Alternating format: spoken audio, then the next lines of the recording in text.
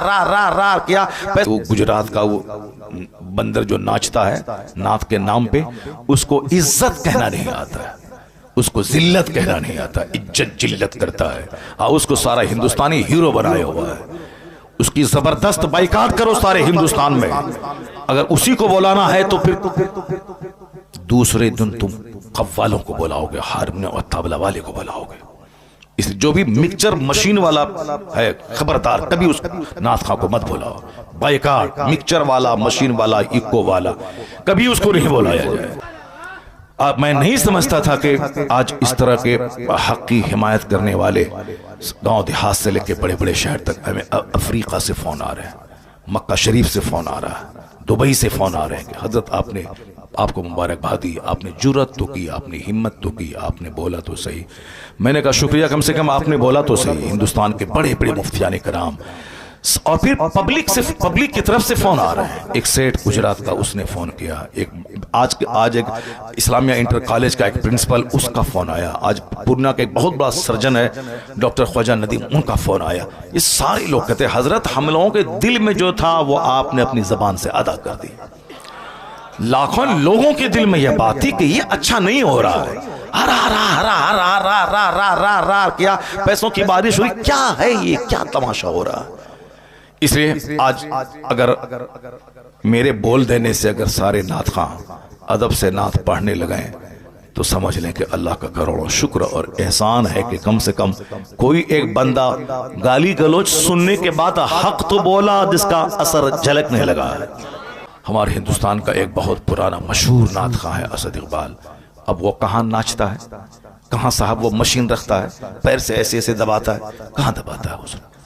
अब आज 35 साल से नात पढ़ रहा है, अच्छी नात पढ़ रहा है, आवाज वही वैसी है। तो अब कायदे से सबसे पहला काम, अगर तुम में से कोई देखे किसी गलत काम को कि गलत काम हो रहा है तो सबसे पहली ड्यूटी है कि उसको हाथ से रोक दे। हाथ से रोके उसको, जबान से बाद में, दिल से बाद में, सबसे पहले हाथ से रोके, सबसे पहले हाथ से रोके। बादशाह पे लाजिम है कि वो तकरीर नहीं करे, बादशाह पे लाजिम है कि वो डंडे का इस्तेमाल करके गुनाह को रोक दे। फ़अऊज़ु बिल्लाहि मिनश शैतानिर रजीम, बिस्मिल्लाहिर रहमानिर रहीम। इन्नल्लज़ीना आमनू व अमिलुस सालिहात कानत लहुम जन्नातुल फिरदौस नुज़ुला। सदक़ल्लाहुल अज़ीम व सदक़ रसूलुहुन नबियुल करीम। एक बार मोहब्बत से दरूद पाक पढ़ें। अल्लाहुम्मा सल्लि अला सय्यिदिना व मौलाना मुहम्मद व आलिहि व बारिक व सल्लिम सलातु व सलामुन अलैका या रसूलल्लाह। मैं अक्सर कहा करता हूँ कि दरूद पाक को एक रस्म समझ के नहीं बल्कि इबादत समझ कर पढ़ना चाहिए। दरूद पाक पढ़ने की बरकतें बेशुमार हैं। गरीबी का सबसे बेहतर इलाज है हुजूर पर कसरत से दरूद पढ़ना। तो लोग गरीबी दूर करने के लिए बहुत हाथ पैर मारते हैं ताकि मैं खुशहाल हो जाऊं, मेरे माल में इजाफा हो जाए। तो उनको दूसरे हाथ पांव मारने से पहले रोजाना कम से कम 1000 बार हुजूर पे दरूद भेजने का वजीफा कर लेना चाहिए। मन असरत अलैहि हाजतुन फलयुक्सिर बिस्सलात अलैहि।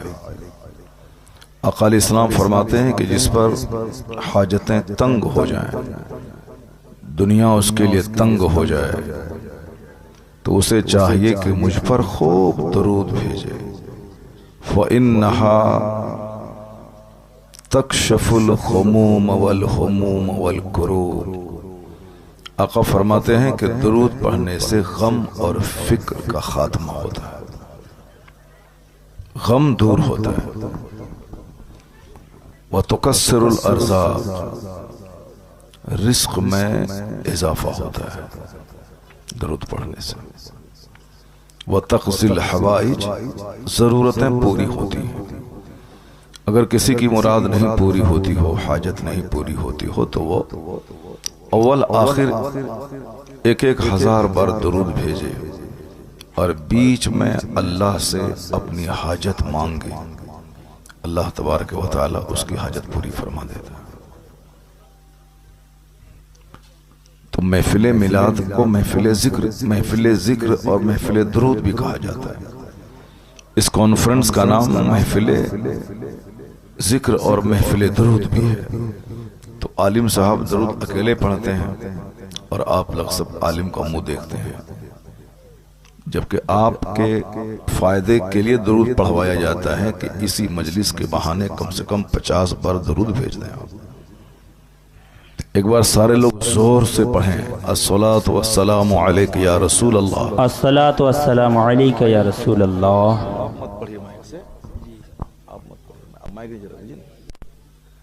सारे लोग जोर से बोलें, अस्सलातु वस्सलामु अलैका या रसूल अल्लाह व अला आलिका व अस्हाबिका या नूर अल्लाह। इसको बिल्कुल जबान पे चढ़ा लें। हमेशा बाइक चलाएं, हैंडल पे हाथ रहे, जबान पे क्या रहे, अस्सलातु वस्सलामु अलैका या रसूल अल्लाह। अगर मर गए, एक्सीडेंट कर गए आप, तो आप जबान पे दरूद जारी रहा तो समझ लें कि सीधे जन्नत का रास्ता तय कर लिया। ट्रेन पे सफर कर रहे हैं, कोई काम नहीं मिल रहा है तो व्हाट्सएप चला रहे हैं, यूट्यूब चला रहे हैं, फालतू की बातें कर रहे हैं, टाइम बर्बाद कर रहे हैं। ट्रेन यहां से कलकत्ता जा रही है, मालदा से 5 घंटे लगते हैं। अब वो 5 घंटे या तो बंदा सो के गुजारता है या दूसरों से फालतू बातें करता हुआ गुजारता है। काश पेशाब पखाना और खाने के अलावा सिर्फ 2 घंटे में अगर वह 2000 दुरूद पढ़ ले, ये यादगार सफर हो जाएगा उसका। कोई नहीं करता, सारे लोग सिर्फ दूसरों का मुंह देखते हैं, दूसरों का मुंह देखते हैं, और नहीं उससे फुर्सत मिली तो मोबाइल चलाते हैं। मोबाइल में अच्छी चीजें नहीं देखते हैं। मोबाइल में किताब भी ज्यादा नहीं पढ़ना चाहिए आदमी को, क्योंकि उससे आंख की बीनाई कम होती है। अपने साथ सफर में पहले बुजुर्गान दीन किताबें रखा करते थे और जहां मौका मिला किताबों का मुताला करते थे। किताब पढ़ना चाहिए और किताबों के मुताले से दिल जिंदा होता है, आंखें मजबूत होती हैं। तो मोबाइल का बिल्कुल जरूरतन इस्तेमाल करे बंदा। मैं अक्सर यही कहता हूं कि ये बहुत अल्लाह की बहुत बड़ी नेमत है। मोबाइल बहुत बड़ी नेमत है। इतनी बड़ी नेमत है कि पहले आप अपने बेटे को खत लिखते थे, मालदा से दिल्ली में रहने वाले बेटे को, तो वो खत 10 दिन में पहुंचता था। फिर वहां से जवाब 10 दिन के बाद आता था, तब पता चलता था कि मेरा बिलाल कैसा है। कितनी बड़ी नेमत है अल्लाह की कि 1 सेकंड में अपने लाल से आप बात कर लेते हैं। जो काम पहले 20 दिन के बाद होता था कि खत लिखे, 1 हफ्ते में पहुंचा, फिर वहां से जवाब 1 हफ्ते के बाद आया, 1 मिनट में वह काम हो जाता है। तो अब इतनी बड़ी नेमत अल्लाह ने दी, बंदा उसका कितना गलत इस्तेमाल कर रहा, कितना उसका मिसयूज कर रहा। पहले मालदा शहर में आपकी अगर 3 दुकान होती थी तो आपको 1 घंटा यहां, 1 घंटा वहां, 1 घंटा वहां टाइम देना पड़ता था।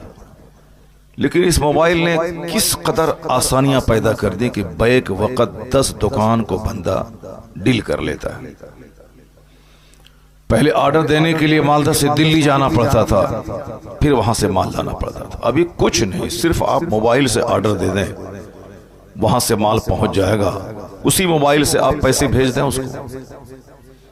कितनी आसानियां पैदा हो गई। एक बहुत बड़ा तोहफा है अल्लाह की तरफ से मोबाइल। लेकिन जिस तरह बंदा दूसरी नियमतों का गलत इस्तेमाल, मिसयूज करता है, उसी तरह मोबाइल का भी गलत इस्तेमाल शुरू किया। मोबाइल का गलत इस्तेमाल इतना हुआ कि जिस बच्चे को डीएम बनना था वो चपरासी भी नहीं बन पा रहा। जिस बच्चे को आशिक रसूल होना था वो साहब गली कूचे का दिल फेंक आशिक बन रहा। इस मोबाइल ने सेहत छीन ली, इस मोबाइल ने हमारे बच्चों की पढ़ाई चौपट कर दी। इस मोबाइल की वजह से समाज गुनाहों के ढेर पे खड़ा है। तो अब मुसलमानों को करना यही है कि फालतू चीजों से बचते हुए जरूरतन इसका इस्तेमाल करना है। और ये पैगाम हजरत मौलाना गुलाम हजरत मौलाना शकील आसवी साहब क़द्दसल्लाहु अलैहि इनसे पूछें कि हदीस पाक में कैसे दिया गया है। जो अननेसेसरी चीज है, फालतू चीजें, यानी बेकार की चीजें, जैसे बेकार घूमना, बेकार बातें करना, बेकार दोस्ती यारी करना, जरूरत से ज्यादा खाना, बेकार सोना है 5 घंटे तो अब बंदा 10 घंटे सो रहा, खाना है 4 रोटी तो खीर के साथ 10 रोटी बंदा दबा दे रहा है, फिर 2-4-5 दिन लूज मोशन हो और बाथरूम दौड़ता रहा। बात हो रही है, बात करते करते ऐसी बात जबान से निकल गई कि जूता चप्पल चलने लगा, मारपीट होने लगी।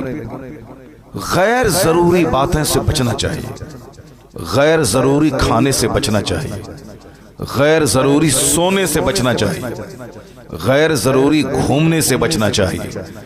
इसी को आका अलैहिस्सलाम ने 1400 साल पहले बड़ी खूबसूरती के साथ कहा, क्योंकि सबसे बड़े मोहसिन, सबसे बड़े मुअल्लिम, सबसे बड़े रिफॉर्मर की जात पैगंबर आज़म अलैहिस्सलाम की जात गिरामी, उनसे अच्छी बात किसी की हो ही नहीं सकती। आका अलैहिस्सलाम ने क्या कहा? मिन हुस्न इस्लामिल मर्इ तर्कुहु मा ला यानी। मेरी माँ बहन बेटियां वो भी गौर से सुने, गैर जरूरी बातों की वजह से तलाक हो रही है, गैर जरूरी बातों की वजह से तकरार हो रही है। ऐ लड़का, ऐ सुनो इधर, कुछ समझ रहे हो? बहुत मार मारेंगे। मेरे मदरसे का बच्चा होता तभी एक तमाचा मार के चेहरा लाल कर देते। हजरत हदीस पढ़ रहे थे, ये बात कर रहा है, मैं अभी तकरीर कर रहा हूँ, 5 मिनट से ये बात ही कर रहा है। ये लोग सोच रहे हैं कि हजरत कोई अजूबा बात बोले ताकि इसको सुनने में मजा मिल जाए। ये सब बच्चे आगे बैठे हुए हैं, जरा बताएं, सब नंगे सर बैठे हुए हैं, सब नंगे सर बैठे हुए हैं, सबके सर के बाल का स्टाइल देखिए जोकर की तरह। इसके जिम्मेदार इसके माँ बाप हैं। हम लोगों की माँ बचपन में नहला धुला के टोपी पहना के कुर्ता पजामा पहना के तब महफिल मिलाद में भेजती थी कि बेटा आज महफिल मिलाद है जाओ। तब जो बात हम लोग आज से 50 साल पहले सुने थे, 40 साल पहले, वो बातें आज तक याद है। हम लोग महफिल मिलाद में जाते थे, अपने उस्ताद का, अपने आलिम का हाथ चूमते थे, उनके हाथ को अपने सर पर रख के उनसे दुआएं लेते थे। और ये नंगे सर आ गया, पता नहीं कैसी माँ इनकी है, कैसे बाप इनके हैं। ऐसा नहीं कि बच्चा बड़ा हो जाएगा तो खुद से सीख लेगा, ऐसा नहीं होता है। बच्चा बड़ा होने के बाद टाइट हो जाता है और फिर वो सारी जिंदगी बुढ़ापे तक वो आदत नहीं छूटती है। मदरसे में जो बच्चे पढ़ते हैं हमारे हैं, जो बचपन से नमाज की आदी बने, वो बुढ़ापे तक नमाज के आदी रहते हैं। जो तालिब इल्मी के ज़माने में कभी नमाज पढ़ा, कभी छोड़ा, उस्ताद के डर से पढ़ा छोड़ दिया, वो 50 साल की उम्र में भी नमाजी नहीं बन पाता है। तो इसलिए ये न बोले कि मेरे बच्चे छोटे हैं, वो बड़े होने के बाद संभल जाएंगे। नहीं, आका अलैहिस्सलाम ने हमें हुक्म दिया है कि अपने बच्चों की इज्जत करो। अकरिमु औलादकुम, जब बच्चे तेरे 10 साल से नीचे रहें तो उन बच्चों की खूब इज्जत करो, उसको खूब प्यार दो, उसकी पेशानी को चूमो, उनको सीने से लगाओ। लेकिन जब बच्चे 10 से ऊपर हो जाएं तो उन बच्चों के साथ एक गुलाम की तरह सलूक करो। उन बच्चों के साथ खूब काम उससे लो, खूब मेहनत करवाओ, उसको बोलो कि 3 कपड़े तुमको पहनना है, कपड़ा चेंज करो। मदरसे के बहुत सारे बच्चे इस पर अमल नहीं करते हैं, चूंकि गांव देहात से आते हैं, तो उसको क्लास के टाइम में लिबास चेंज करने में बोझ लगता है। उसको बोझ मालूम होता है कि लिबास नहीं चेंज कर, जबकि स्कूल के बच्चे 4 ड्रेस पहनते हैं डेली। क्लास के टाइम का ड्रेस अलग है, यूनिफॉर्म, वहां से आने के बाद जनरल लिबास, खेल के टाइम का ड्रेस अलग है, फिर रात में नाइट ड्रेस अलग है, ताकि बच्चे एक्टिव रहें, सुस्त कोढ़ी नहीं बन जाए, काम चोर नहीं बन जाए। और ये वक्त है 10 से लेकर 20 साल के बीच का। उस टाइम में बच्चों को खूब बाप काम ले उससे। ऐसा नहीं कि हम खुद कर लेंगे तुम मत करो, जिसे हमारी माँ बहन बेटियां अपनी बेटियों को काम करने नहीं देती हैं, नहीं नहीं हम कर दे देंगे तुम मत करो। वही बेटी ससुराल में जाने के बाद माँ का प्यार सास से ढूंढती है, और सास तो सास ही है। फिर वहां मार पीट तलाक की नौबत आती है। जो माँ अपनी बच्ची से खूब काम लेती है, झाड़ू लगाओ, खाना बनाओ, नाश्ता बनाओ, बिरयानी बनाओ, कीमा बनाओ, कोफ्ता बनाओ, दाल इस तरह बनाओ, रोटी ऐसे बनाओ, यानी जो तरह तरह के आइटम सिखाती है और हमेशा काम में लगा के रखती है, उसकी बेटी की शिकायत ससुराल से कभी नहीं आती है। उसकी बेटी बिजली के नाम से पुकारी जाती है, सास की निगाहों में अजीज बन जाती है, उनका शौहर उससे खुश रहता है। चूंकि औरतों के ताल्लुक से शौहर का एक मजाज होता है कि इनका हाथ हर वक्त काम में लगा रहे। सास भी चाहती कि हर वक्त ये काम में लगी रहे। क्या मतलब? सुबह उठे सबसे पहले नमाज पढ़े, कुरान पाक की तिलावत करे, उसके बाद वो हाथ में झाड़ू ले। ऐसा नहीं कुरान पढ़ने से पहले वो पूरे घर बार को साफ कर दे, नहीं, सबसे पहले नमाज पढ़े। वो गलत बात है कि दिन निकलने से पहले ही झाड़ू बाड़ू कर दे। दिन निकलने से पहले सबसे पहला काम है नमाज पढ़े। नमाज सबसे बड़ा काम है, उससे बड़ा कोई काम नहीं। एक बंदा जब नमाज पढ़ता है तो समझ लें कि दुनिया का सबसे बड़ा काम वो कर रहा है, उससे बड़ा कोई काम नहीं। 50 खरब की बिल्डिंग बनाना, 50 खरब की जमीन खरीदना, 50 मॉल बनाना, मार्केटिंग कॉम्प्लेक्स बनाना, ये सब छोटा काम है। जो बंदा नमाज पढ़ता है समझ लें ये जिंदगी का सबसे बड़ा काम कर रहा है। सुभान अल्लाह बोलो ना। कोई अजूबा बात बोलते हैं तब सुभान अल्लाह कहोगे तुम। इस बात को सिर्फ नोट करके यहां से चले जाओ, 5 घंटे की तकरीर सुनने से बेहतर है। इस बात को नोट कर लो कि जिंदगी का सबसे बड़ा काम नमाज पढ़ना है।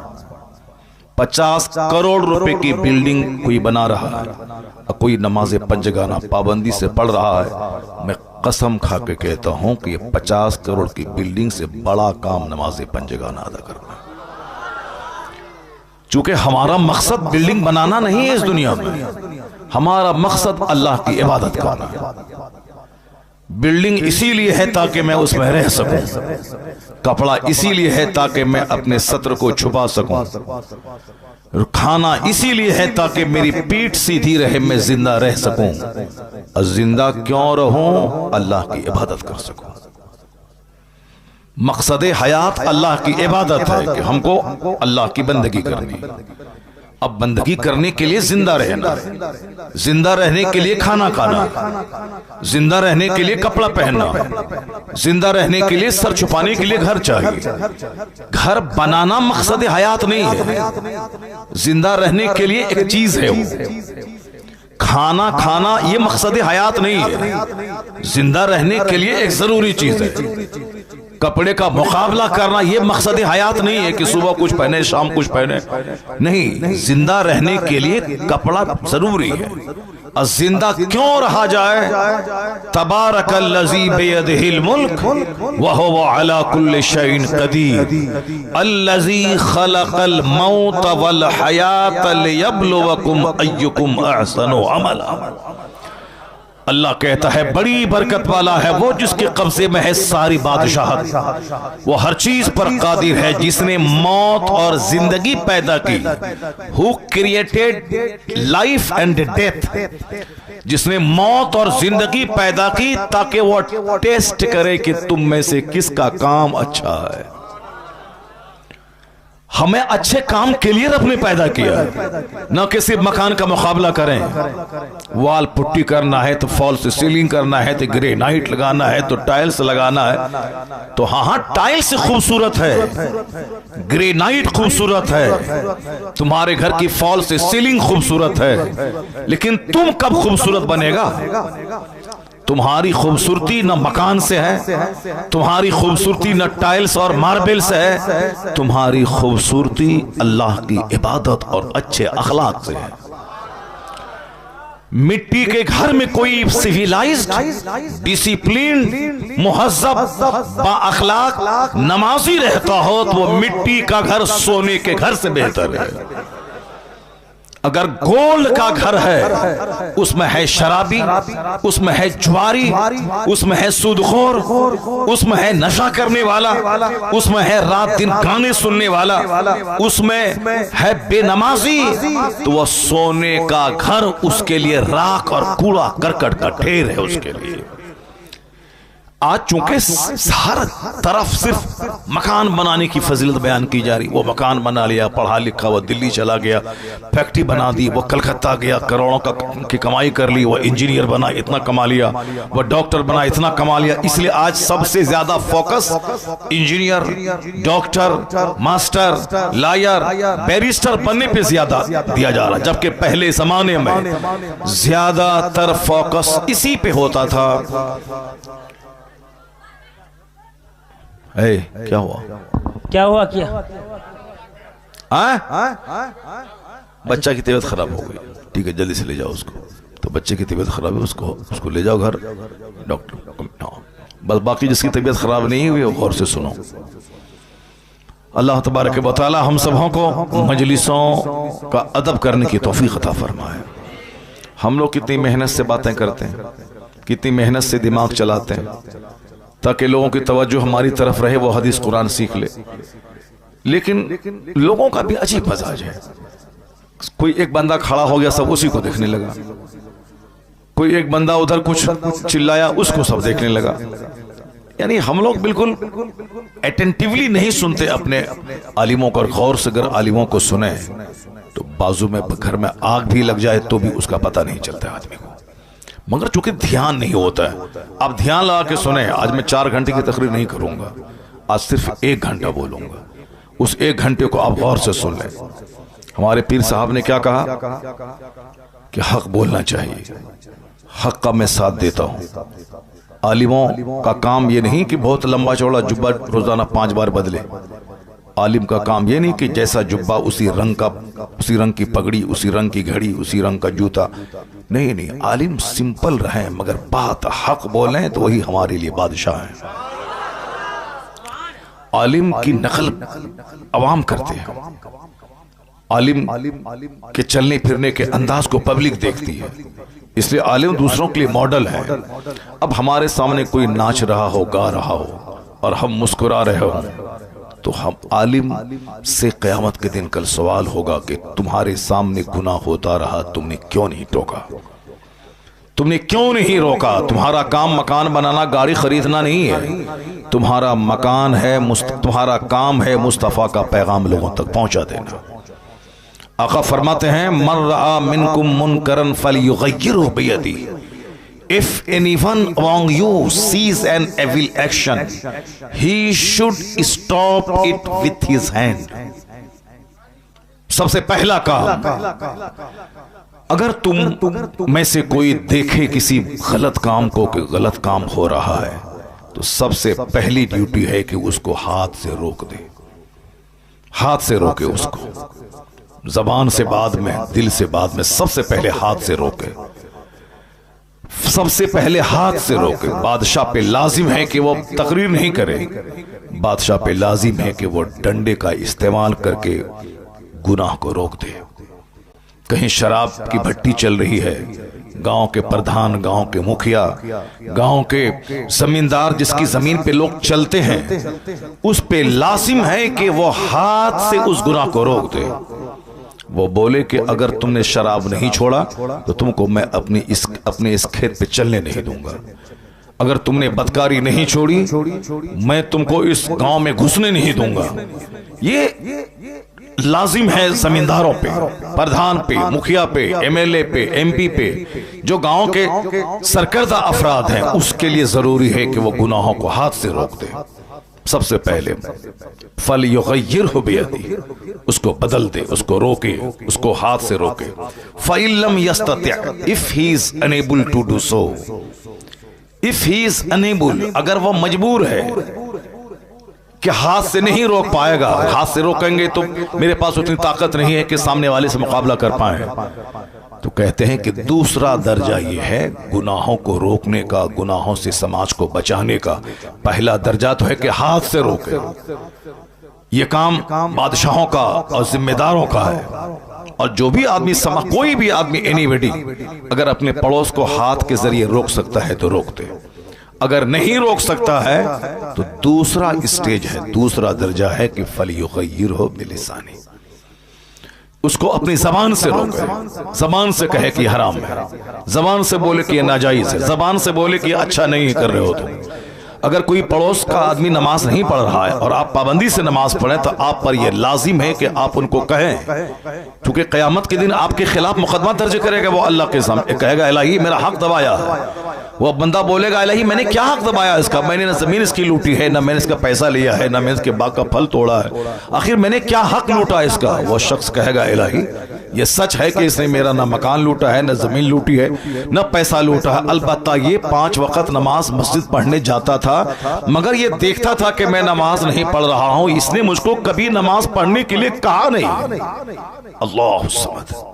तो अकेले नमाज पढ़ना कमाल नहीं है, अपने पड़ोसियों, अपने रिश्तेदारों, अपनी बीवी, अपने बच्चों, अपने माँ बाप को भी प्यार से कह करके नमाज पढ़वाना ये जरूरी है। और अगर कबूल कर ली गई आपके खिलाफ, अगर ये मुकदमा कबूल हो गया तो फिर आपकी नेकी उस पड़ोसी को दे दी जाएगी, उसका गुनाह आपको दे दिया जाएगा। तुम जानबूझकर तुमने इनको क्यों नहीं गुनाहों से रोका, तुमने क्यों नहीं टोका। तो सिर्फ अपना नमाज पढ़ना कमाल नहीं है, दूसरों को नमाज पढ़ाना भी जरूरी है। सिर्फ अपने शराब से बचना जरूरी नहीं है, दूसरों को भी शराब से बचाना जरूरी है। सिर्फ अपने खिलाफे शरा काम करने से बचना जरूरी नहीं, दूसरों को बचाना भी जरूरी है। अगर हाथ से तो हाथ से। इसलिए हुजूर कहते हैं मुरू औलादकुम बिस्सलात व हम अबनाओ सबी सरीर, अपने बच्चों को हुक्म दे नमाज का जब तेरा बच्चा 7 साल का हो जाए। ये सारे माँ बाप पे लाजिम है कि अपने बच्चे जिसकी उम्र 7 साल हो उसको नमाज का आदेश दे। कभी नमाज पढ़ेगा कभी छोड़ेगा, पूछे मुफ्ती साहब से। 7 साल में नमाज फर्ज होती नहीं है। 7 साल की उम्र में बच्चा तो ऐसे ही गैर मुकल्लफ है, शरीयत का कानून उस पर नाफिज नहीं होता है, वह नाबालिग है। लेकिन मुस्तफ़ा हकीम है, हिकमत वाले हैं, सरकार मुअल्लिम है।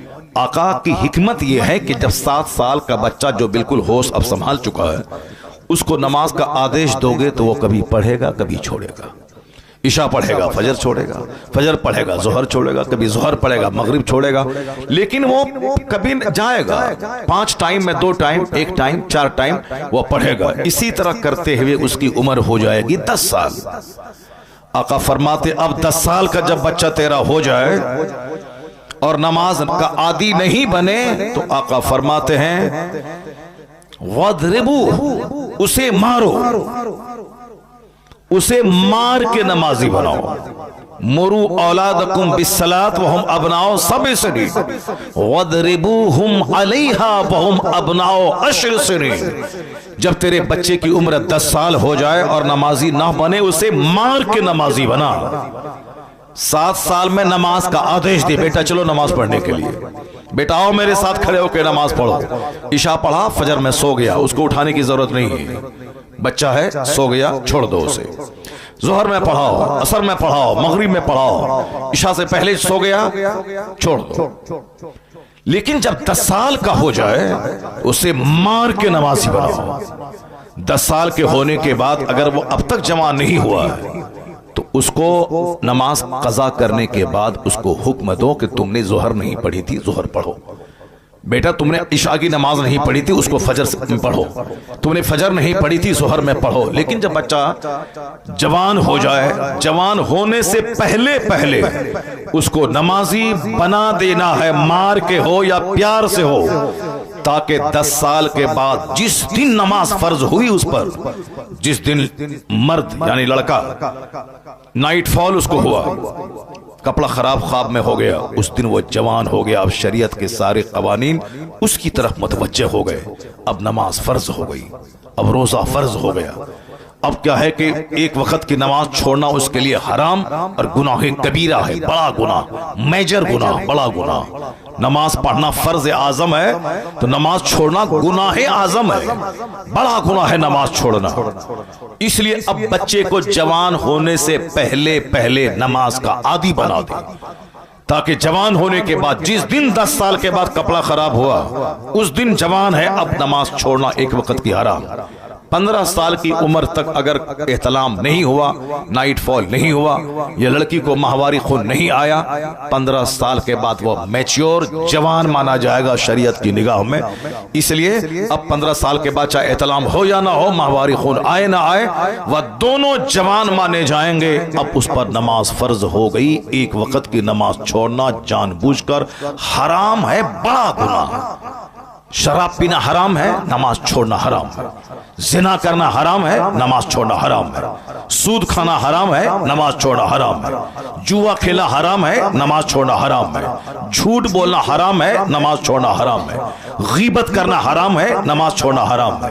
सिर्फ शराब पीना ही हराम नहीं है, नमाज छोड़ना भी हराम है। सिर्फ जुआ खेलना ही हराम नहीं है, नमाज छोड़ना हराम है। और मैं तो कहता हूं कि शराब पीने से बड़ा गुनाह एक माना में नमाज छोड़ना है। कोई 5 साल शराब पीता रहा, अगर 5 साल के बाद वो सच्ची तौबा कर लिया कि इलाही अब मैं शराब नहीं पीऊंगा, अब फिर दोबारा वह शराब को आंख उठा के नहीं देखा, एक बूंद बदन में नहीं डाला, खाली सच्ची तौबा। सच्ची तौबा का मतलब जैसे गाय के थन से दूध निकल गया फिर वापस दूध नहीं गया, उसी तरह सच्ची तौबा के अब दोबारा उस गुनाह को नहीं देखा, इरादा कर लिया कि अब मैं शराब नहीं पीऊंगा। अगर सच्ची तौबा के बाद भी अगर तौबा उसकी टूट गई तो भी वह तौबा की फजीलतों से मालामाल रहेगा। सच्ची तौबा चूंकि अल्लाह की नजर बंदों के दिल पे है। 5 साल तक शराब पीता रहा, सच्ची तौबा किया, अल्लाह उसके गुनाह को माफ कर देगा। समझ रहे हो तुम? लेकिन सुनो, पूछो मुफ्ती साहब से, नमाज फर्ज हुई 15 साल में, बंदा नमाज शुरू किया 25 साल में।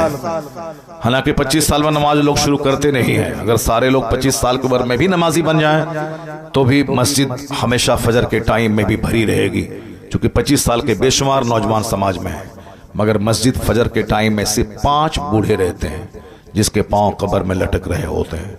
नौजवान रात के 2 बजे तक मोबाइल चलाएं, सोएं, फिर दिन के 10 बजे उठें। काफिरों की तरह, मुशरिकों की तरह, जैसे वह लोग कोई जीने का ये उसूल नहीं है, जब चाहा खाया, जब चाहा सोया, जब चाहा जागा।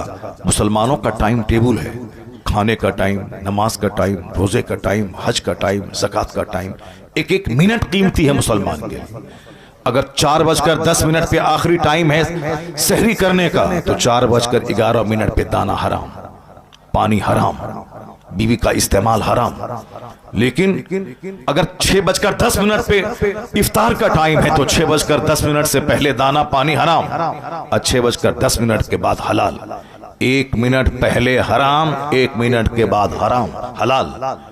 1 मिनट पहले हलाल, 1 मिनट के बाद हराम। कुछ समझते हो कि जिस इस्लाम में एक एक मिनट कीमती है, उस इस्लाम का मानने वाला 2-2 घंटे चाय की दुकान पे गुजारेगा। उस इस्लाम का फॉलोवर 3 घंटे सिनेमा हॉल में गुजारेगा। उस इस्लाम का मानने वाला 2-2 घंटे बस स्टैंड में बैठकर गपशप करेगा। और जुमा के दिन 5 मिनट अगर खुतबा लंबा हो गया तो इमाम साहब को भगाने की तरकीब बनाएगा। आज जिस मुसीबतों में मैं मुब्तला हूं, यह सिर्फ मुस्तफा के अहकाम को न मानने का नतीजा है। और जब मुसीबतें आती हैं तो कहता है अल्लाह कहां है, रसूलुल्लाह कहां है। अल्लाह कहां है ये मत बोल, अल्लाह कहां है ये बोल के तू कहां खड़ा है। अल्लाह तेरी शहरत से ज्यादा करीब है, मगर बंदे बता दे तू कहां है, तेरा घर कहां है, तेरी औलाद कहां है, तेरा मुआशरा कहां है। रसूल पाक तो तेरी जान से ज्यादा करीब है। अन्नबी औला बिल मुमिनीन मिन अनफुसिहिम, नबी मुसलमानों की जान से ज्यादा करीब है।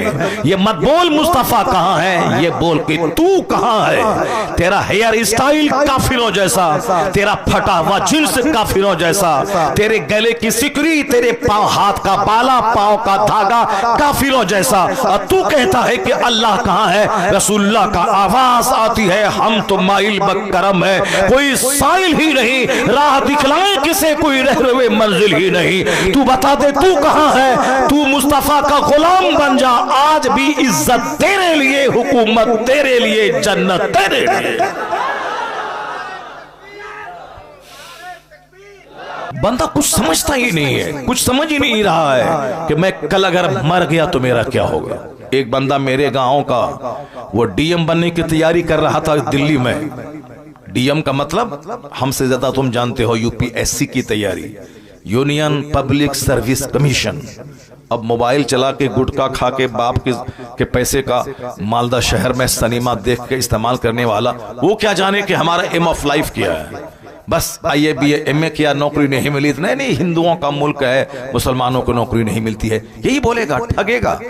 तुम काम चोर रहा, रात का गलत इस्तेमाल किया, सिनेमा देखता रहा, दोस्ती यारी करता रहा, किताब नहीं पढ़ा और डिग्री ऐसे ही चोरी करके एमए पास कर गया। अब नौकरी, आजकल कंपटीशन का जमाना है, नौकरी नहीं मिली तो नहीं पापा, ये इंडिया मुशरिकों का मुल्क है, हिंदुओं का मुल्क है, मुसलमानों की नौकरी यहां नहीं मिलती है। दो चार जूता चेहरा पे मारे, चेहरा लाल कर दे।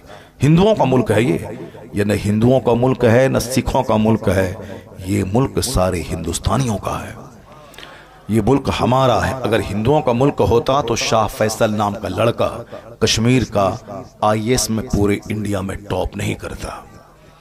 अगर सिर्फ हिंदुओं का मुंह देख के नौकरी मिलती तो पिछले साल 35 मुसलमानों के लड़के डीएम नहीं बनते। मेरे पास हर साल का डाटा मौजूद है। मोदी जी के आने के इस 10 साल के पीरियड में कितने बच्चे आईएएस ऑफिसर बने, वो सब डाटा है। पिछले साल मुसलमानों की एक बेटी गोरखपुर की नौशीन नाम की, उन्होंने आईएएस में 9वां रैंक लाया। जबकि आईएएस कोई कंपीट कर ले 800वां रैंक भी लाए तो भी बहुत बड़ी बात है। 9वां रैंक लाना इतने लाख बच्चों में बहुत बड़ी बात है। अब हमारी बेटी दूसरों का मुंह देखेगी, लव लेटर लिखेगी, दूसरों से चक्कर चलाएगी, वो तो टीचर क्लास की बन जाएगी। अब जो सारा टाइम किताब पे लगाएगी, फोकस करेगी, मेहनत करेगी, न अपने रिश्तेदारों की शादी में जाएगी। ये दुनियावी हिसाब से मैं कह रहा हूं, बाकी मजहबी एतबार से जो हमारी बातें हैं वो तो है ही। वो करना फी बयूतिकुन्ना वला तबर्रजना तबर्रुजल जाहिलिया। मजहबी तौर पर तो यही है कि हमारी बच्चियों का मर्दों के साथ मिल के बैठ के तालीम हासिल करना दुरुस्त नहीं है। मजहबी तौर पर तो यही है कि हमारी माँ बहन बेटियां वो दीन सीखें, दीन पढ़ें, कनीज़े फातिमा बने। वो उनको नहीं बनना है डीएम, बल्कि डीएम बच्चा पैदा करना है। सुभान अल्लाह। वो कनीज़े फातिमा बनकर हैं, उनकी गोद से मुजाहिद पैदा हो, सलाहुद्दीन अय्यूबी जन्म लें, वो औरंगजेब जैसा बादशाह दुनिया को अता करे। वो जब खुद रहेंगी लंगटी तो बच्चा तो महापापी पैदा हो जाएगा। वो रहेंगी तालीम याफ्ता मुहस्सब कनीज़े फातिमा, तब बेटा गुलाम हुसैन पैदा हो जाएगा। इसलिए हमारा नुक्ते नजर ये, मगर दुनियावी नुक्ते नजर की बात मैं कर रहा हूं। हमारे मोहल्ले में एक हिंदू की बेटी की शादी के बाद उसने पढ़ाई जारी रखी। शादी के बाद पढ़ाई हमारे यहाँ क्या है, पढ़ाई नौकरी मिलेगी तब शादी होगी, चाहे 50 साल का बूढ़ा हो जाए, चाहे 54 साल का बूढ़ा हो जाए, मगर शादी होगी कब? नौकरी मिलने के बाद। नौकरी में औरतें बूढ़ी हो गई, मर्द बूढ़े हो गए, जिंदगी की लज्जतों से दोनों महरूम हो गए। 18 से 22 साल की शादी, वो शादी है 50 अरब रुपए के मकान खरीदने में। वो मजा नहीं है जो शादी की पहली रात में मजा है। मगर ये मजा उसको मिलेगा जो अपनी जवानी की हिफाजत करेगा, जो जवानी का गलत इस्तेमाल नहीं करेगा। यहाँ ये भी यूज्ड और वो भी यूज्ड, वो दोनों तो बोलेगा ये तो पहले ही खा पी चुके हैं, तो अब आज का क्या मजा आएगा। इसलिए अपने आप को अनयूज्ड रखो, जवानी की हिफाजत कर, ताकि शादी की पहली रात को पता चले कि मैंने किसी मर्द का मुंह देखा है, मैंने किसी औरत का मुंह देखा है। फिर तो जिंदगी में वो लज्जतें मिलेंगी कि समझ लो कि उससे बड़ी कोई लज्जत ही जिंदगी में नहीं है। यहां तो साहब सब कुछ तबाह बर्बाद हो गई, जवानी बर्बाद हो गई, आबरू लुट गई, शादी से पहले ही सब कुछ तबाह बर्बाद हो गया। अब वो शादी को क्या समझेगा? शादी के दिन रो रहा है, शादी को बोझ समझ रहा है, औरत से नफरत कर रहा है। वो तो वही करेगा जो जानवरों जैसी जिंदगी गुजार चुका हो पहले। टाइम पे शादी, वक्त पे शादी, वक्त पे औलाद, ताकि हम 60 साल के रहे तो 30 साल का मेरा जवान बेटा मेरा पार्टनर हो जाए, ताकि हमको दुनिया छोड़ने का कोई गम मेरे सीने पे नहीं रहे। शादी होगी 50 साल में, बेटा पैदा होगा, अगर बेटा भी पैदा हुआ ये 70 साल का होगा, तब बेटा होगा जाकर के 20 साल का।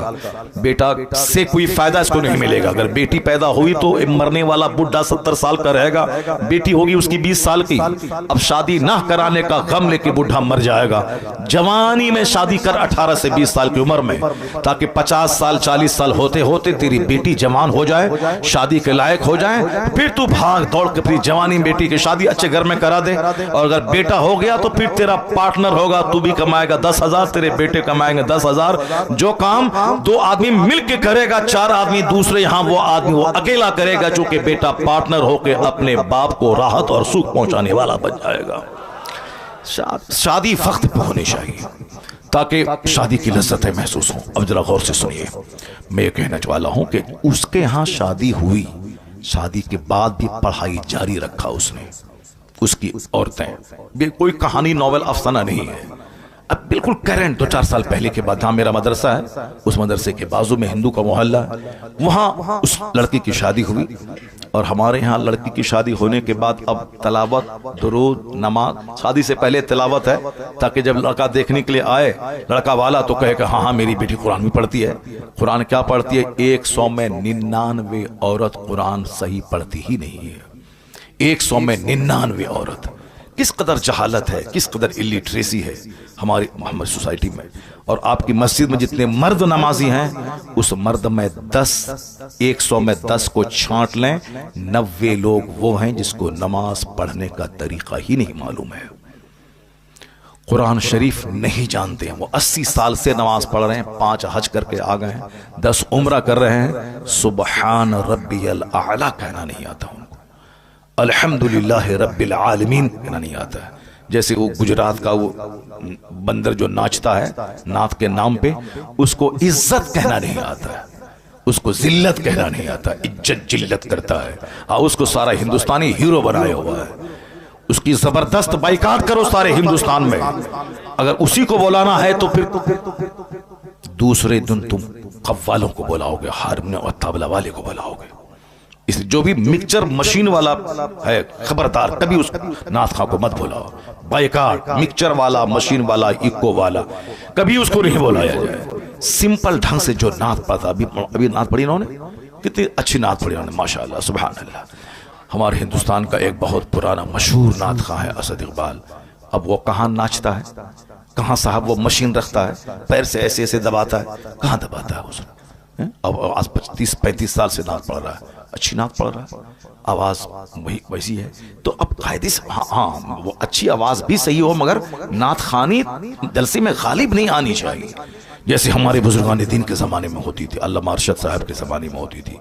एक नाथ खां आया, 5 अशार पढ़ा, बस चलो, बाकी अब दीन सिखा रहे हैं, कुरान हदीस की बातें हो रही। अब तो दीन की बातें दब गई, अब नाथ खानी सामने आ गई। ये अगर अच्छी नात भी पढ़े बंदा तो भी सीरत के जलसे में इस बात का ख्याल रहे कि नाथ खानी 10% हो, तकरीर 90% होनी चाहिए।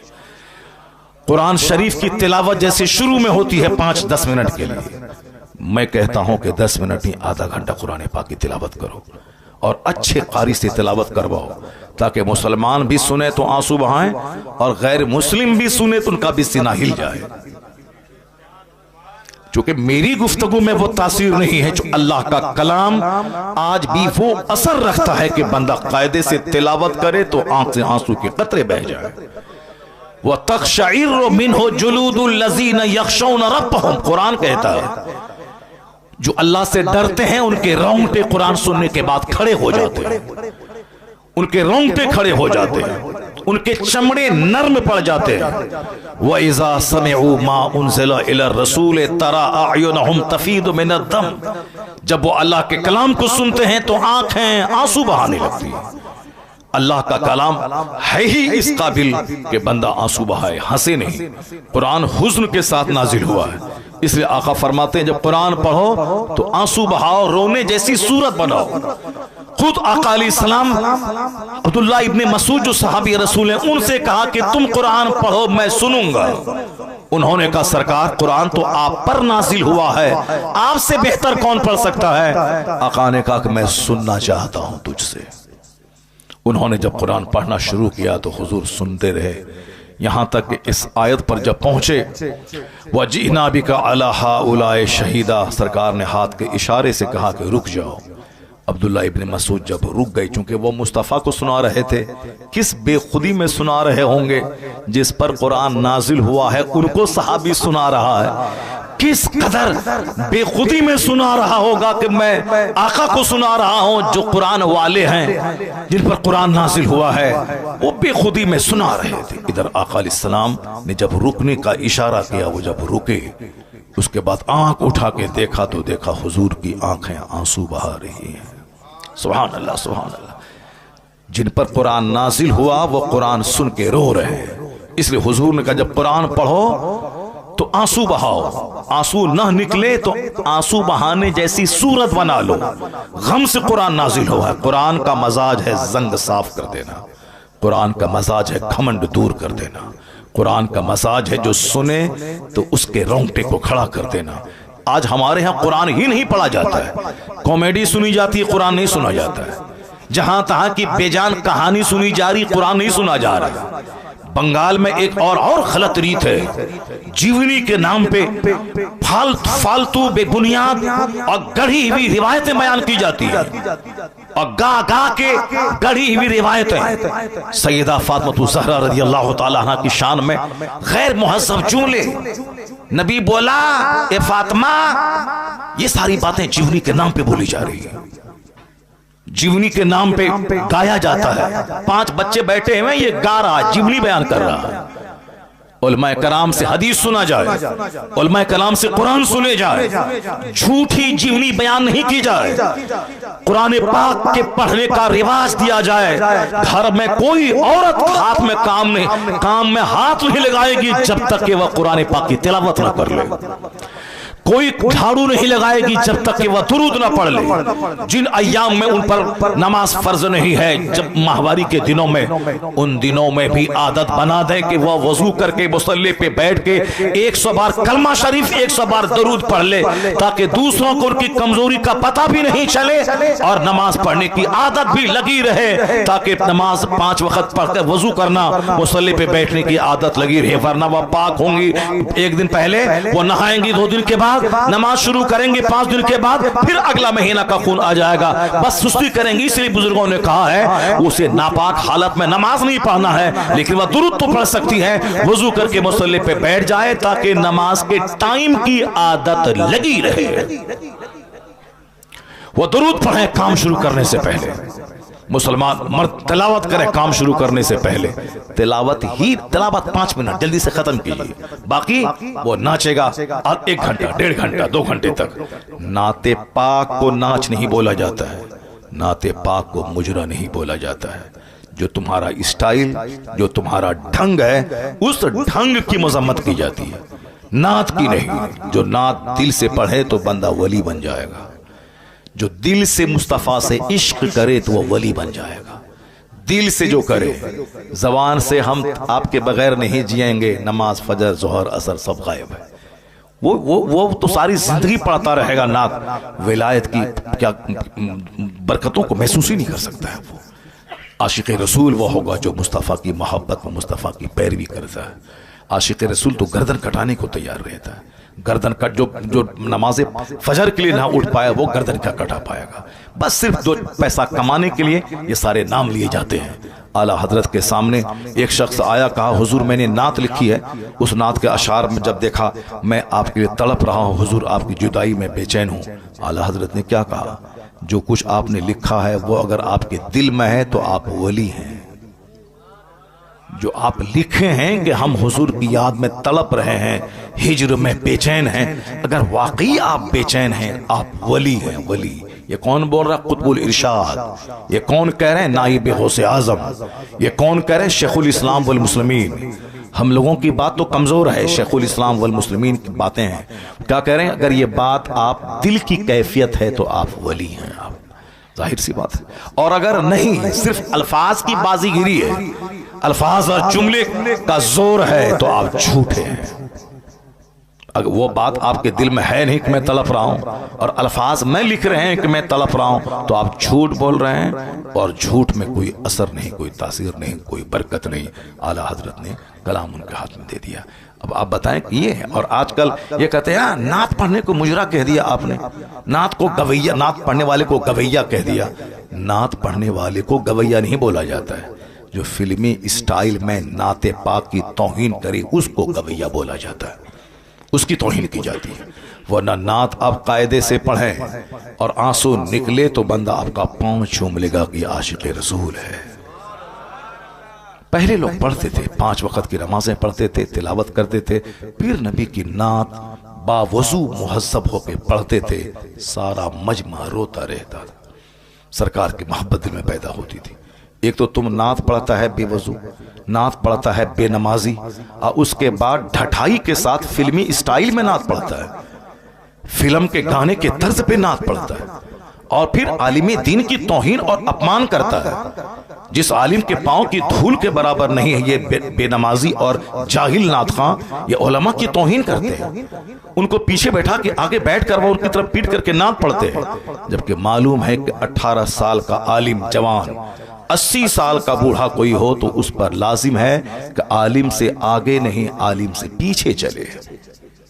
हमसे कहते हैं कि दलील कहाँ है? दलील बहार शरीयत में सदरुल शरिया ने लिखा है, जो फ़िक़्ह इस्लामी की इंसाइक्लोपीडिया, उसमें यह बात दर्ज है। उसमें कहा गया है कि आलिम चाहे गैर आलिम चाहे जितनी उम्र के क्यों ना हो, 80 साल का ज़ईफ क्यों ना हो, उस पर लाजिम है कि 15 साल जवान आलिम के पीछे चले। ये उम्र का एहतराम नहीं बल्कि इल्म दीन का एहतराम है। यह इल्म दीन का एहतराम, उनके सीने में कुरान और हदीस का इल्म है। जैसी की तैसी कर डाली तुम लोगों ने जलसे की, और उसके बाद आज कोई टोक रहा है तो तुम उसके खिलाफ बोल रहे हो, उसके खिलाफ चल रहे हो। मैं मुबारकबाद देता हूँ हिंदुस्तान के इस गए गुजरे माहौल में भी तमाम मुफ्तियान कराम, तमाम आइम्मे कराम, तमाम उलमा, तमाम मशाइख को, जिन्होंने इस गए गुजरे माहौल में भी हक की हिमायत करके आलिम होने का हक अदा किया। अब मैं नहीं समझता था कि आज इस तरह के हक की हिमायत करने वाले गांव देहात से लेकर बड़े बड़े शहर तक, हमें अफ्रीका से फोन आ रहे हैं, मक्का शरीफ से फोन आ रहा है, दुबई से फोन आ रहे हैं कि हजरत आपने, आपको मुबारकबाद दी, आपने जुर्रत तो की, आपने हिम्मत तो की, आपने बोला तो सही।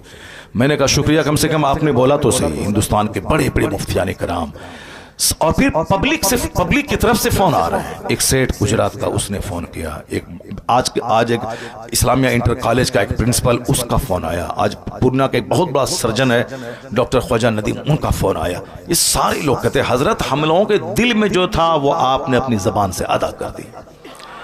लाखों लोगों के दिल में यह बात थी कि ये अच्छा नहीं हो रहा है, हरा हरा हरा हरा हरा हरा हरा हरा हरा, क्या पैसों की बारिश हुई, क्या है ये, क्या तमाशा हो रहा है।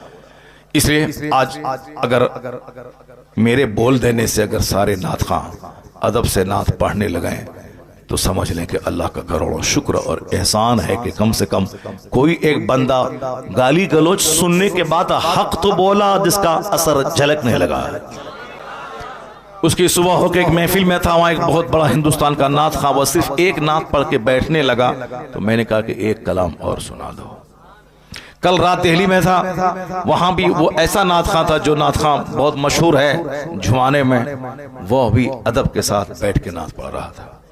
अभी फोन आ रहा है दिल्ली से कि हजरत असर झलक रहा है। फिर कल एक फोन आया कि जैसे हुजूर असर झलक रहा है। कम से कम कुछ तो हुआ, फायदा तो हुआ। जिस दिन हमारा जलसा बाजारी नात खानों से खाली हो जाए, आलिमे दीन की बात सुनने के लिए लोग बाहर से चल के पिंडाल भर देंगे, क्योंकि कुरान से बेहतर कौन सी बात है, हदीस से बेहतर कौन सा कलाम है। ये तो लोगों ने माहौल खराब किया। अल्लाह तबारक व तआला उन सबों को भी जो लोग बाजारी लबो लहजे में नाते पाक को बदनाम करते हैं, वह लोग भी कायदे से मुहज़्ज़ब होकर नात पढ़ने लगे। अल्लाह उन्हें अच्छे ढंग से नात पढ़ने की तौफीक अता फरमाए। चाहे 1000 अच्छी नात हो, मगर नात सिर्फ 5 से लेकर 10 मिनट बस। उसके बाद तकरीर, फिर एक नात, फिर तकरीर, फिर एक नात, जैसे पहले होता था बुजुर्गान दिन के जमाने में होता था। ये तो अब चला है कि नहीं, हम एक ही बार पढ़ेंगे, चाहे 1 घंटा पढ़वा लो, चाहे 2 घंटा पढ़वा लो, एक ही बार पढ़ेंगे। तो उनको आप कहे कि हम एक ही बार नजराना देंगे, एक बार नजर ना देंगे। 5,000 रुपये जो दे दिए तो बस, उसके बाद 30,000 रुपये फिर नहीं देंगे। वरना तुम हमारी महफिल में नात पढ़ने आ रहे हो तो मैं जैसे कहूंगा वैसे तुमको नात पढ़ना होगा। पैसा मैंने दिया है तुमको, और पैसा दिया है तो अब जैसे मैं कहूंगा वैसे करना होगा। एक नात पढ़ो, बैठ के तकरीर सुनो, फिर एक तकरीर के बाद बैठो नात सुनो, फिर उसके बाद नात पढ़ो, फिर तकरीर सुनो, फिर बैठो, फिर नात पढ़ो, सलात व सलाम पढ़ेगा, दुआ में शरीक होगा, फिर उसके बाद यहाँ से जाएगा। उसके बाद जो तुम्हारी उजरत है, जो मजदूरी है, वह तुमको दी जाएगी और जाओ। ये होना चाहिए। ऐसा नहीं कि अपनी बात चलाने के लिए कि वो जो उस दिन तमाशा हुआ, मैंने कहा था कि उनकी नात लास्ट में पढ़ना, पहले तकरीर करवा लो, मजमा है बड़ा, दिन का पैगाम पहुंचवा दो। वो बोला नहीं हम एक ही बार पढ़ेंगे, चाहे पहले पढ़ें कि बाद में पढ़ें, 1-2 बार नहीं पढ़ेंगे, एक ही बार पढ़ेंगे। तो उनकी बात मान लिया, मेरी बात नहीं मानी। जलसा वाला उनकी बात मान लिया, मैंने कहा था तकरीर पहले करवाओ, मेरी बात नहीं मानी। उन्होंने कहा उनकी बात मान ली। तो जाहिर सी बात है, नीयत जहां खराब होगी तो बरकतें कहां से जाहिर होंगी। आलिम दीन को सम्मान देना होगा, दीनी गुफ्तगू को इज्जत देनी होगी। अब जरा गौर से सुनिए मेरी बात जो मैं कह रहा हूं।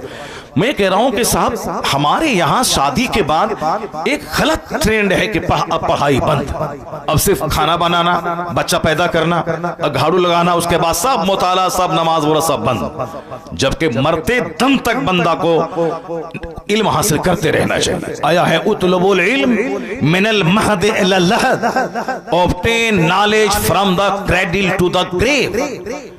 मां की गोद से लेके कब्र की गोद तक इल्म हासिल करते रहो और हर दिन नई नई चीज सीखते रहो, यहां तक कि मौत आ जाए। एक बहुत बड़ा स्कॉलर अंग्रेज का, वो हवाई जहाज से सफर कर रहा था। जब जहाज डूबने लगा तो हिंदुस्तान का एक स्कॉलर उनके बारे में पढ़ चुका था कि बहुत बड़ा पढ़ा लिखा आदमी है वो भी इसी जहाज से सफर कर रहा है। तो उस जहाज में जब हर तरफ हंगामा बपा था, आहो फुगा गिरियाओ सारी, चूंकि जहाज डूबने वाला, सब लोग मर जाएंगे। ये हिंदुस्तान का स्कॉलर, देखें कि इतना बड़ा थिंकर है, फिलोसफर है, वो इसी जहाज से सफर कर, देखें उनका क्या हाल है इस टाइम में। सारे लोग तो रो रहे हैं, पीट रहे हैं, मैं मर जाऊंगा।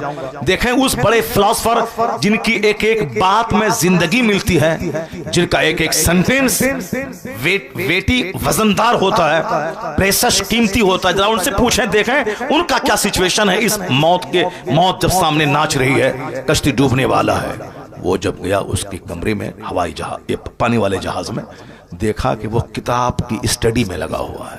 क्या बात है, किताब पढ़ रहा है। कहा सर, तूफान की जद में है जहाज, सारे मुसाफिर रो रहे हैं, सामने मौत नजर आ रही है और आप इस खौफ की घड़ी में किताब का मुताला कर रहे हैं। क्या कहा उस बंदे ने, वो यूरोप का रहने वाला, हम लोग तो सिर्फ घचड़ घचड़ बात करने वाले हैं, टाइम बर्बाद करने वाले हैं, सिर्फ दूसरों की गीबत शिकायत करने वाले हैं, अपनी बुराई दूर करके अच्छाई पैदा करने का ट्रेंड तो हमारे अंदर है नहीं। जो अच्छा काम कर रहा उसकी टांग खिंचाई हमारे अंदर है। वो यूरोप का दानिश्वर क्या कह रहा है, इसीलिए तो मैं किताब पढ़ रहा हूं।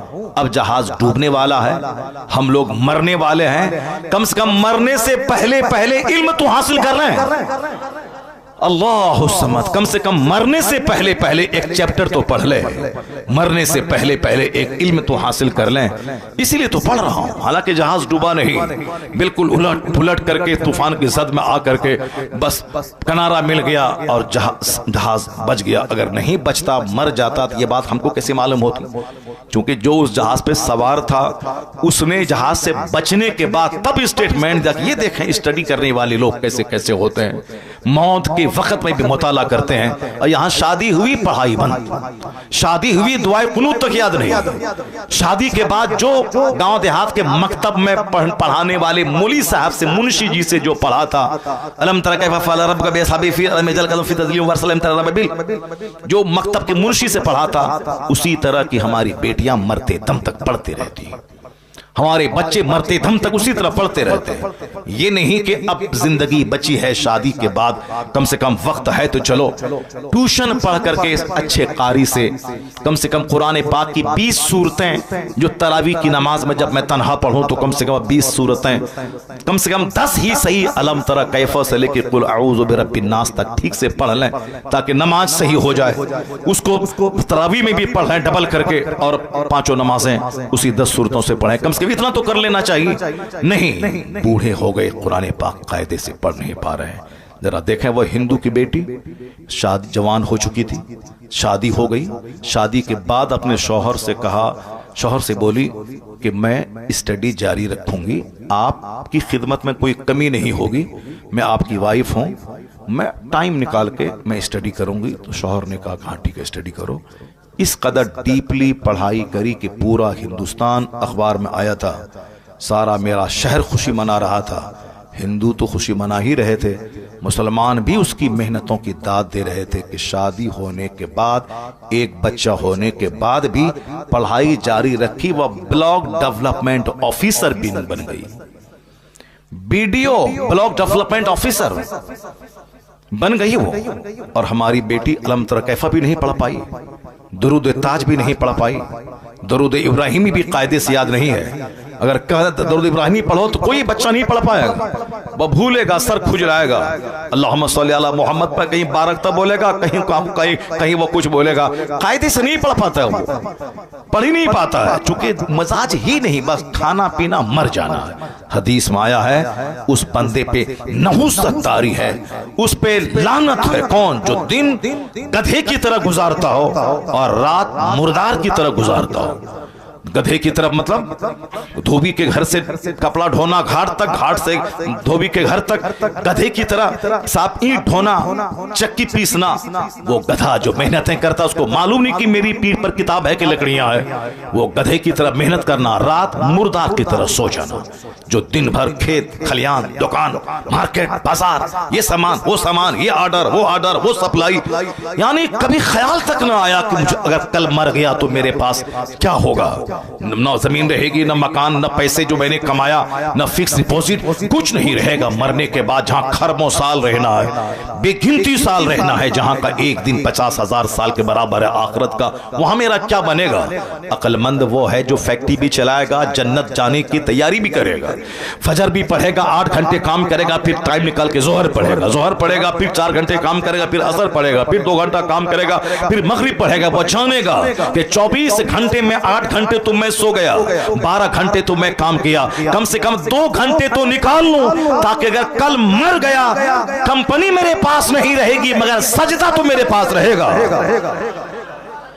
बस थोड़ी सी सोच अच्छी कर ले, दुनिया में भी वह दूसरों के सामने भिखारी नहीं रहेगा। जो दुनिया में नहीं पढ़ाई करेगा वह दूसरों के सामने हाथ फैलाएगा, जो पढ़ाई नहीं करेगा, नौकरी नहीं करेगा, वह दूसरों के सामने भीख मांगेगा, जो कायदे से मेहनत करके खेती बाड़ी नहीं करेगा वह दूसरों के सामने भीख मांगेगा, वह मजदूरी करेगा, पंजाब दिल्ली में जाकर रेड़ी चलाए, ठेली चलाएगा। आज बेशुमार लाखों बच्चे मुसलमानों के, बिहार और बंगाल के, जो दिल्ली और पंजाब में जाकर रेड़ी और ठेला चला रहे हैं, ये वही बच्चे हैं कि अगर उनका मजदूर बाप अगर मजदूरी करके अपने बच्चों को पढ़ा दिया होता तो उनका बेटा हीरो साइकिल में रेडी नहीं चलाता, उनका बेटा कम से कम टीचर बन के 1 लाख रुपए महीना कमाता। वो अपने घर और समाज वालों की इज्जत में इजाफा करता। लेकिन बाप भी इतना जाहिल कि वो भी मजदूरी करता रहा और 5 साल 6 साल के बच्चों से भी मजदूरी करवाता रहा। एजुकेशन, दुनिया की तालीम जरूरी है दुनिया में खुशहाल रहने के लिए, दुनिया की तालीम जरूरी है यहां खुशहाल होने के लिए। बहुत सारे जमींदार जमीन बेच बेच कर मकान बनाते हैं, जमीन बेच बेच कर बुलेट खरीदते हैं, जमीन बेच बेच कर अपनी बेटी की शादी करवाते हैं। कोई भी काम पड़ा जमीन बेचा, कोई बीमार पड़ा जमीन बेचो, मकान बनाना है जमीन बेचो, 5 साल के बाद रंग पेंट करना है जमीन बेचो। अब बाप की जमीन पाई थी, अपना तो ना इल्म हासिल किया, ना हुनर सीखा, ना ठीक ढंग से खेती बाड़ी कर रहा है। अब कोई बड़ा काम आ गया तो जमीन बेच बेच कर बड़ा बनना चाहता है, बुलेट खरीद के जमीन बेच के पेट्रोल डालता है वो। लेकिन उसी समाज का गरीब मजदूर का बच्चा जो उनके घर में मजदूरी कर रहा था, वह पढ़ पढ़ करके दारोगा बन गया, लॉयर बन गया, बैरिस्टर बन गया, मास्टर बन गया, ब्लॉक डेवलपमेंट ऑफिसर बन गया। अब वो जमीन इसकी खरीद रहा, अब वो साहब अच्छे आलिशान बंगला कमा के बना रहा, जमीन बेच के नहीं, जमीन खरीद करके वो एक इज्जत की रोजी गुजार इज्जत के साथ जी रहा है। तो जितने उलमाए कराम पैदा हुए गरीब घर के, आज उस गांव के मालदारों से बेहतर उनकी जिंदगी हो रही है। या इल्म है जो उससे ताकतवर बना दिया, या इल्म है जो उसको घर बना दिया, या इल्म है जो उसको इज्जत के साथ रहने का माहौल अता किया। और जमींदारों का बेटा जमीन बेच बेच कर कंगाल हो गया। बाप के पास 100 बीघा जमीन, उनके 5 बेटे, अब 20 बीघा में जमीन बढ़ 20 बीघा, अब उनके 4 बेटे 5 बीघा, उनके 2 बेटे 5 बेटे 1 बीघा। अब उसके बाद बेटे कंगाल हो गए। अब जो सिर्फ जमीन पे आधारित और आश्रित रहेगा कि बेच बेच के खाएंगे, तो 100 बीघा जमीन तो पड़ पोता तक आते आते 1 कट्ठा भी नहीं रहेगा, 1 कट्ठा जमीन नहीं मिलेगी। तब क्या करेगा? जो इल्म हासिल करेगा, मेहनत करेगा, पढ़ेगा, लिखेगा, उस जमीन को बेच के बच्चों को पढ़ाएगा। तो अगर वह 100 बीघा वाला रहेगा, बच्चा पढ़ लिया, तो 500 बीघा जमीन खरीद के जमीन में इजाफा कर देगा। ये काम गैर मुस्लिमों के यहाँ होता है। एक साहब शादीशुदा खातून ब्लॉक डेवलपमेंट ऑफिसर बन गई, और हमारी बेटियां हैं बस बीमारी का टुकड़ा बनी हुई है। गैस्ट्रिक का मर्ज है, पैर में दर्द है, घुटने में दर्द है, आंख में दर्द है, यानी जो काम नहीं करेगी वह बीमार तो पड़ेगी। जो 5 वक्त की नमाज नहीं पढ़ेगी वह बीमार तो पड़ेगी। जिसको सुबह सवेरे खाना था, फजर के बाद वो खाएगी, 12 बजे नाश्ता करेगी, बीमार तो पड़ेगी, गैस्ट्रिक का मर्ज तो होगा। अब साहब उसकी आंख की बीनाई कमजोर तो होगी जो वक्त पे खाना नहीं खाएगी। हर आदमी को अपने लिए सोचना होगा कि मैं क्या खाऊं, किस खाने में कितनी ताकत है, कौन सी ग़िज़ाएं ताकतवर ग़िज़ाएं हैं, इस्तेमाल करना होगा, टाइम का इस्तेमाल करना होगा। जो टाइम का इस्तेमाल नहीं करेंगे सही बीमार तो पड़ेंगे। अब डॉक्टर मुरली मनोहर जोशी जो भाजपा का कैडर लीडर है, उसने कभी कहा था, कानपुर के एक योगा के शिविर में कहा था, स्वस्थ रहने के लिए योगा करें। और योगा का जितना तरीका हिंदुस्तान में है, उन्होंने कहा था रामदेव का जिसका भी तरीका हो वो सारे तरीके एक तरफ। उन्होंने कौन कहा था? कौन? हिंदू, गैर मुस्लिम, आरएसएस का कैडर लीडर, भाजपा पार्टी का 3 पिलर, उस 3 पिलर में से एक आडवाणी, एक अटल बिहारी वाजपेयी, एक डॉक्टर मुरली मनोहर जोशी। ये 3 पिलर हैं भाजपा पार्टी की, बीजेपी के। वो मुरली मनोहर जोशी भाजपा का कैडर लीडर, वो बोला था कि योगा करना वक्त की जरूरत है। प्रधानमंत्री से लेके चपरासी तक सारे लोग योगा करें ताकि हिंदुस्तान तंदुरुस्त लोगों का मुल्क हो जाए, वरना हिंदुस्तान बीमारों का मुल्क कहलाएगा। तंदुरुस्त रहें, योगा करें। और आगे क्या कहा? योगा का तरीका अलग अलग है, रामदेव का अलग, दूसरों का अलग। हाथ उठाओ, हाथ नीचे करो, और सांस लो, सांस तेज तेज छोड़ो, पसीना बहाओ, खुली फजा में जाओ, नाक पर ध्यान केंद्रित करो। कहा सारे तरीके अपनी जगह, मगर वह भाजपा का कैडर लीडर क्या बोला? ये मैंने दूसरे ही दिन अखबार में ये रिपोर्ट मैंने पढ़ी। ऐसा नहीं कि व्हाट्सएप यूट्यूब में किसी से सुन लिया तो मैं बोल रहा हूं। एक दिन पहले शिविर लगा था योगा का, और उस दिन उनके भाषण को अखबार में उसको कोट किया गया। मैंने दूसरे ही दिन कानपुर रेलवे स्टेशन पे मैंने उस अखबार को पढ़ा। पहले पेज पे वह रिपोर्ट मौजूद थी। रिपोर्ट क्या थी? मनोहर जोशी ने कहा योगा के जितने तरीके हैं वह सब एक तरफ। कहते हैं मेरी निगाह में इस्लाम के पैगंबर ने जो 5 वक्त नमाज का तरीका सिखाया